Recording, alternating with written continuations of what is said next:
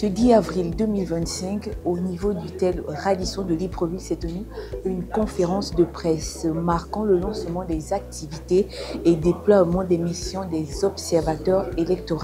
Cette prise de parole des observateurs vise à accompagner et surtout permettre un processus électoral inclusif, apaisé et crédibilité. Ici Maya Musa de la rédaction de Alpha Télévision.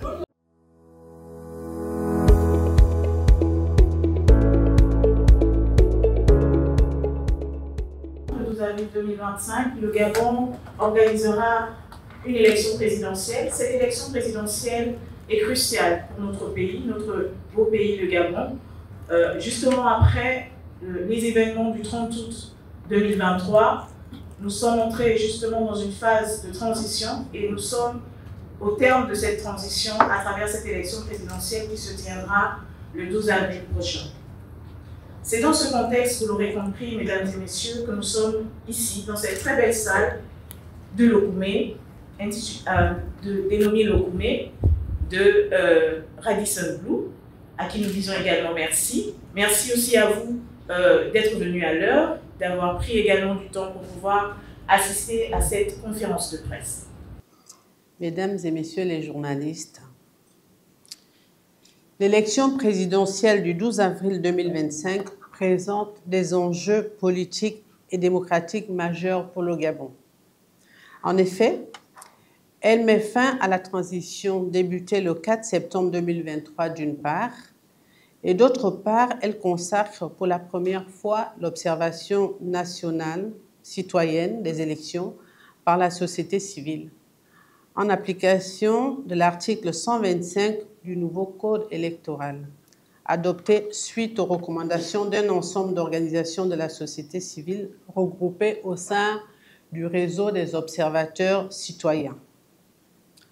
Après avoir expérimenté avec succès le dispositif de la Situation Room ou salle de veille, selon les standards Bridge, lors du référendum constitutionnel du 16 novembre 2024, le ROC a contribué significativement au suivi du processus électoral en temps réel grâce au déploiement de 250 observateurs sur toute l'étendue du territoire.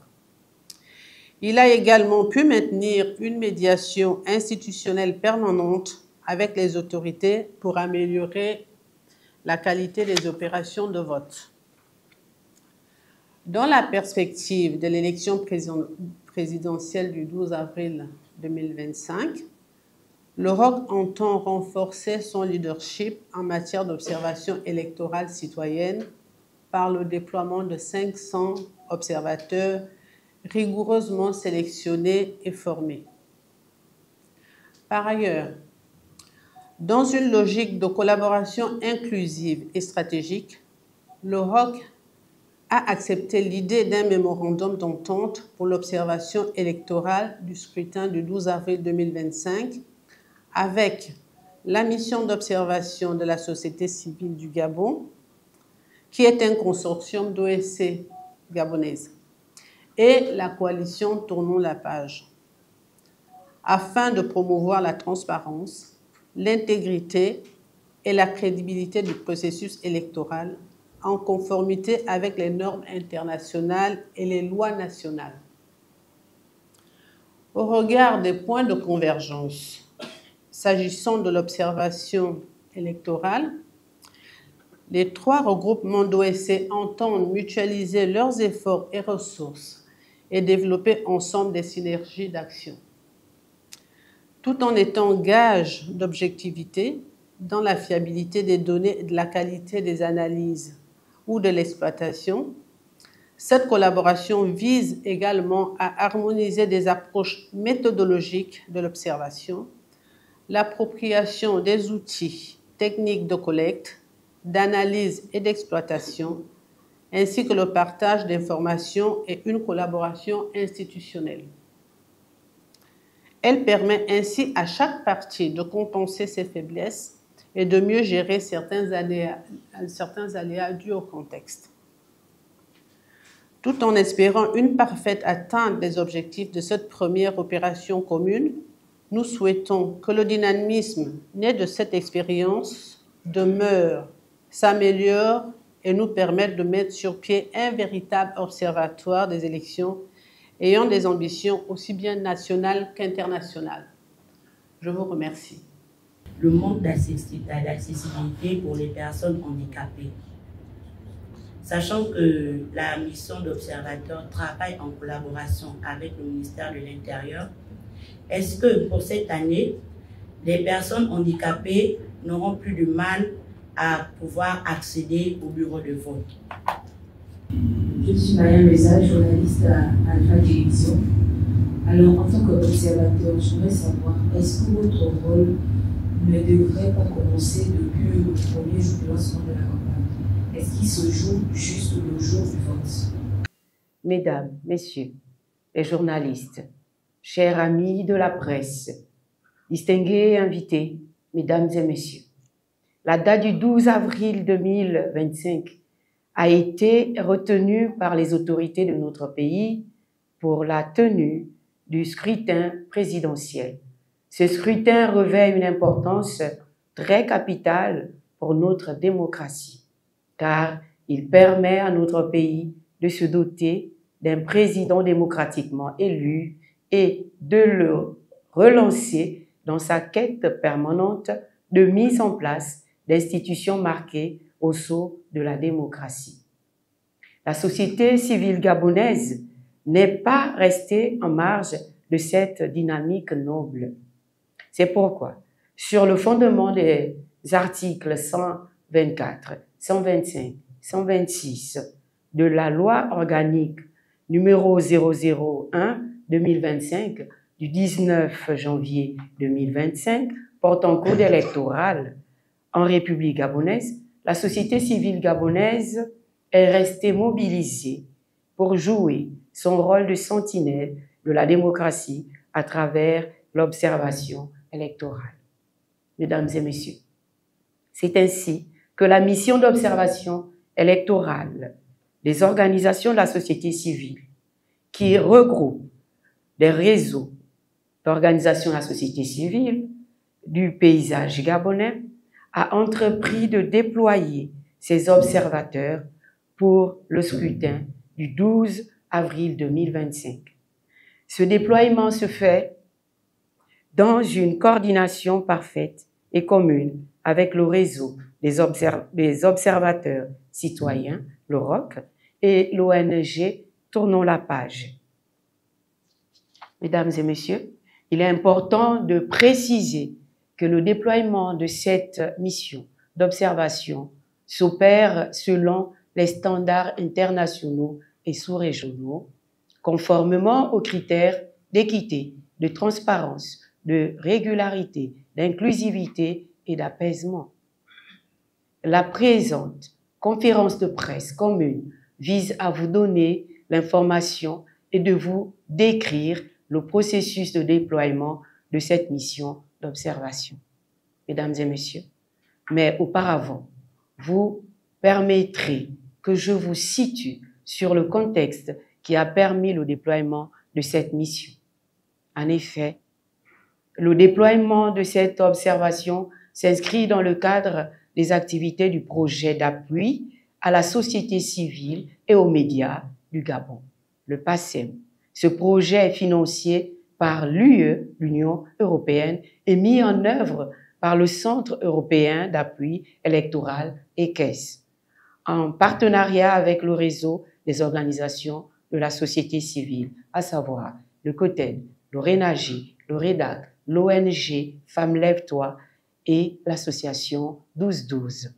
Ce projet s'inscrit dans le cadre d'un appui plus robuste et plus large de l'Union européenne, des montants de 2,5 millions d'euros en appui à la transition démocratique au Gabon, qui a permis d'initier une série d'activités de renforcement de capacités au profit de la société civile, des médias et des institutions.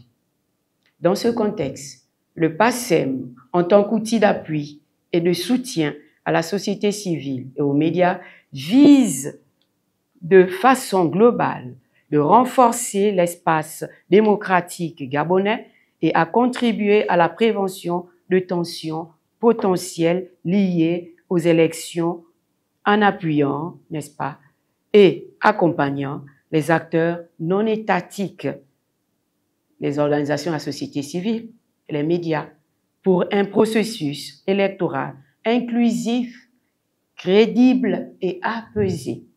De façon spécifique, les objectifs du PASSEM se déclinent comme suit. Déploiement des compétences et promouvoir l'inclusion et la transparence du processus électoral par les réponses appropriées aux tensions potentielles en appuyant les organisations de la société civile dans les activités de sensibilisation et d'observation électorale. Promouvoir un journalisme sensible aux conflits et en assurant la surveillance, monitoring des médias par la société civile dans le but d'identifier et de lutter contre les discours de haine et de la désinformation. Pour l'atteinte de ces objectifs spécifiques, le PASSEM est articulé sur 3 volets d'activités essentielles au projet des organisations de la société civile et les médias. Le premier volet, c'est le suivant. Formation des formateurs en leadership et prévention de conflits. LEAD. Pour les parties prenantes au processus de renforcement de la démocratie des organisations de la société civile gabonaise, dont, entre autres, les membres du COTED, mais pas uniquement, ainsi que les médias. Au titre de cette activité, le PASSEM a permis de former au Gabon 130 semi-certifiés LEAD en 2 séquences. Du 27 janvier au 1er février 2025, nous y avions eu 75 personnes issues de la société civile et des médias. Et du 3 au 8 février 2025, 63 personnes.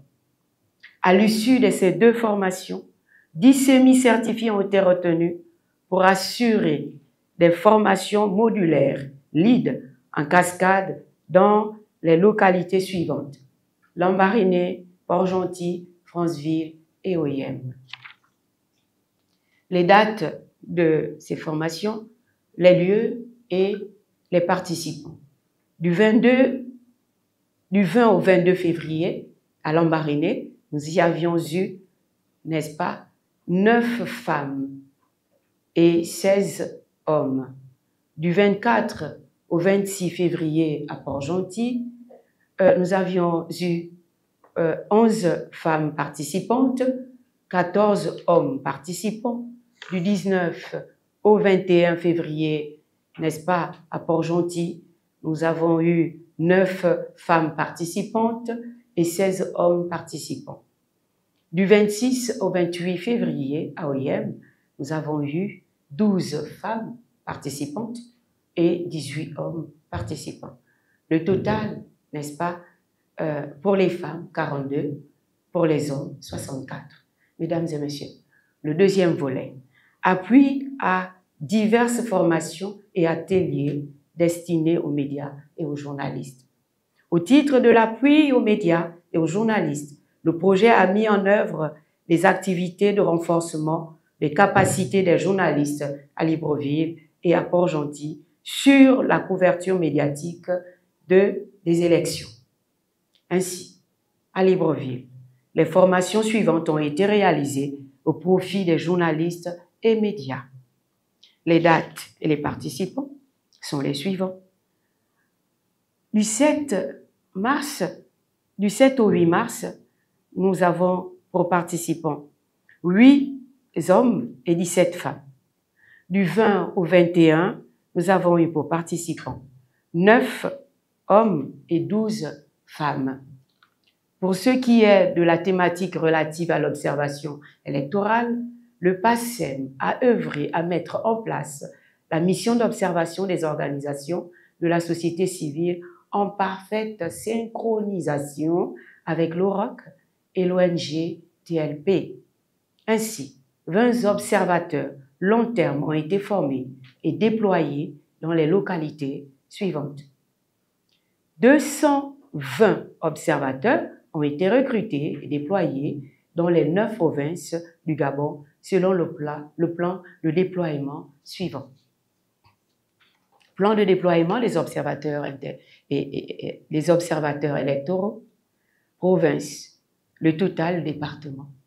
Nous avons pour l'estuaire 110. Les 110 qui sont repartis de la manière suivante. Coco Beach, 3. Kango, 6. Libreville, 92.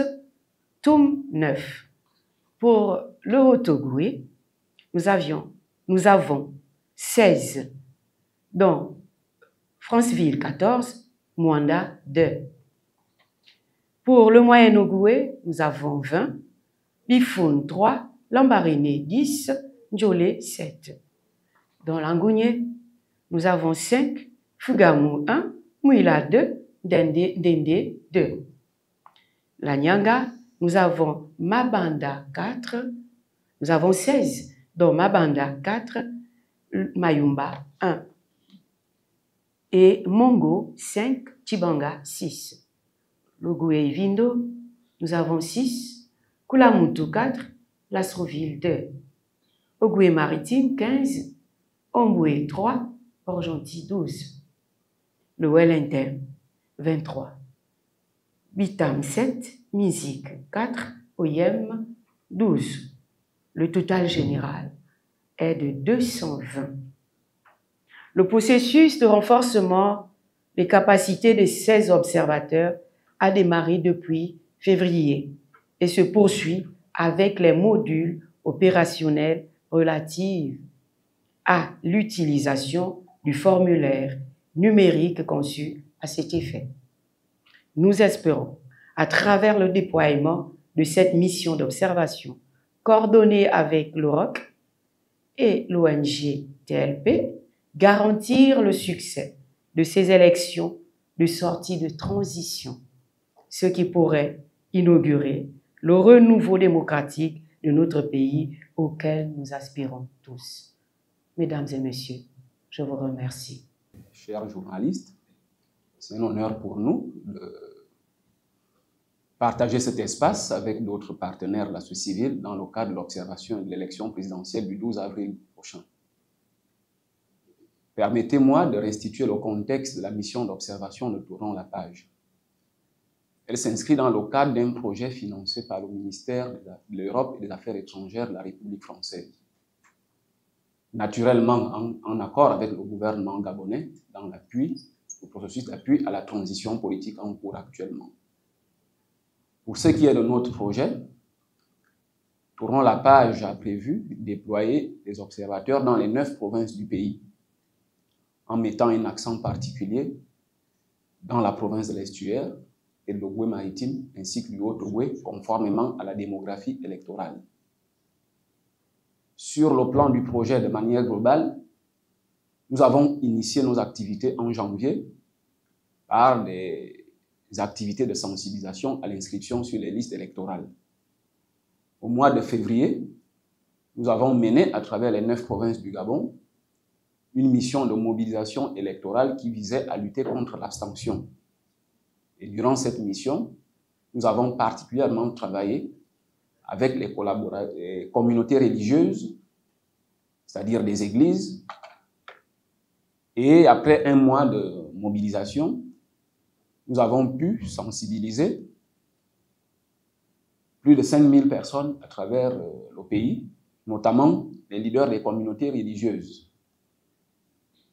Au niveau de la mission d'observation, nous avons prévu déployer 250 observateurs.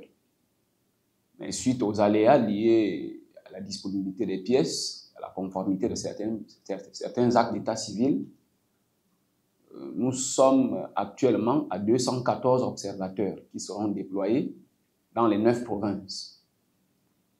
Pour ce qui est de notre collaboration avec la mission de la société civile et l'OROC, nous entendons harmoniser les approches méthodologiques, comme cela a été dit, mais aussi contribuer à faire un maillage plus efficace du terrain et naturellement partager les données et aussi